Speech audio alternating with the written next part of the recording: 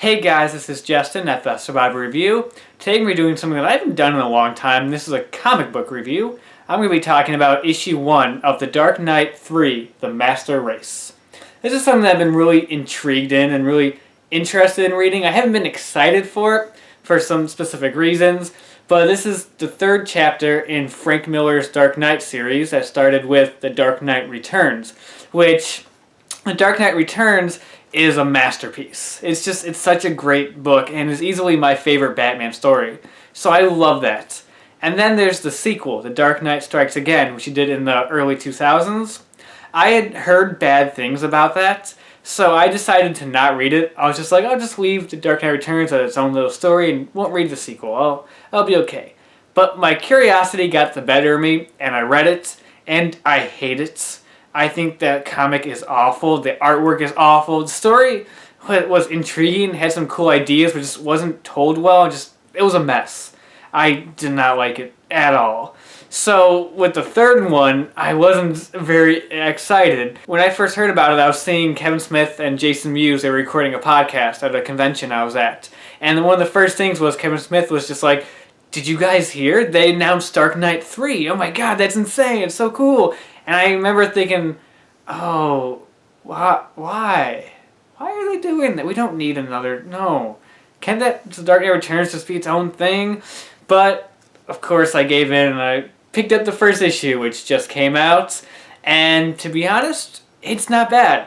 It's actually really good. I actually really enjoyed it. What interested me going in was the fact that Frank Miller wasn't the sole writer and artist on this thing, because artwork-wise, that was one of the main reasons Strikes Again was awful, because that artwork was atrocious.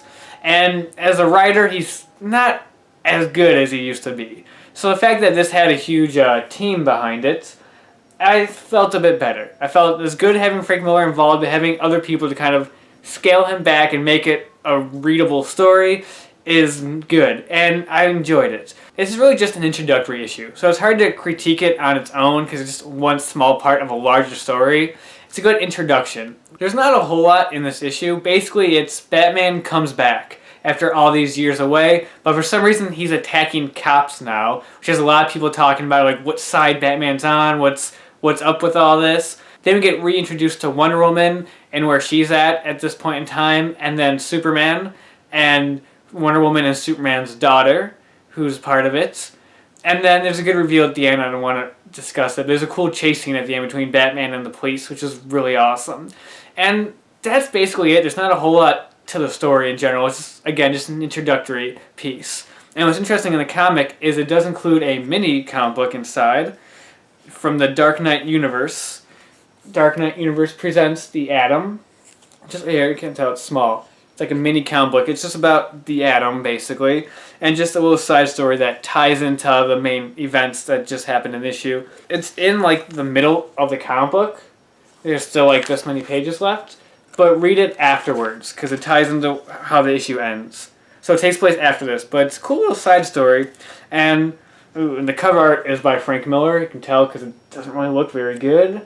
I don't like that Frank Miller artwork. Like modern Frank Miller artwork just doesn't do it for me. But speaking of artwork, the artwork in this comic is really good. It's a lot more modern, which feels a little weird because you're really used to the 80s style of the first one. But they got the character designs right. They look very Frank Miller-esque. Like we see Commissioner Yindo, who was a major part of Dark Knight Returns, and she looks exactly the way she did in Dark Knight Returns. But the comic still has that modernness to it, which looks pretty good. There's part in the beginning that has a bunch of panels showing the media reacting to Batman's return, which is right out of the original Dark Knight Returns, and I like that. I like going back to that. There's some stuff at the beginning where the beginning of the book is told through text, which kind of makes sense by like modernizing the Dark Knight Returns, because that had a lot to do with social media and stuff like that, with the news and everything. So this is kind of like the modern version of that with like texting and stuff like that. So I liked the idea of it, but I don't know, it just felt kind of weird. It didn't work perfectly. But there's some panels in here that are right out of Dark Knight Returns and just classic Frank Miller Batman artwork, especially the ending scene where Batman's being chased by the cops and he's fighting all these cops, which is just beautifully drawn.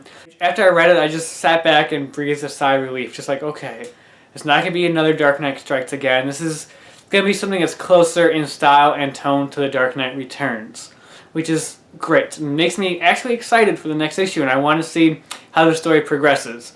Now, I don't know exactly how much it ties into Dark Knight Strikes Again. It doesn't a whole lot in this issue, and I don't know how much it will as it goes on, because I honestly don't remember Dark Knight Strikes Again a whole lot, so hopefully it doesn't too much.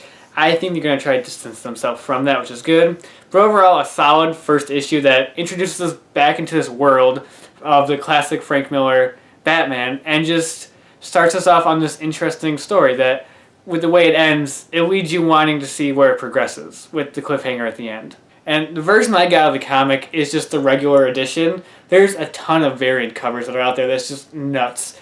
But this is just a nice, simple cover that is straight out of Dark Knight Returns. Like, if I didn't know this was for Dark Knight 3, I would have thought it was from Dark Knight Returns.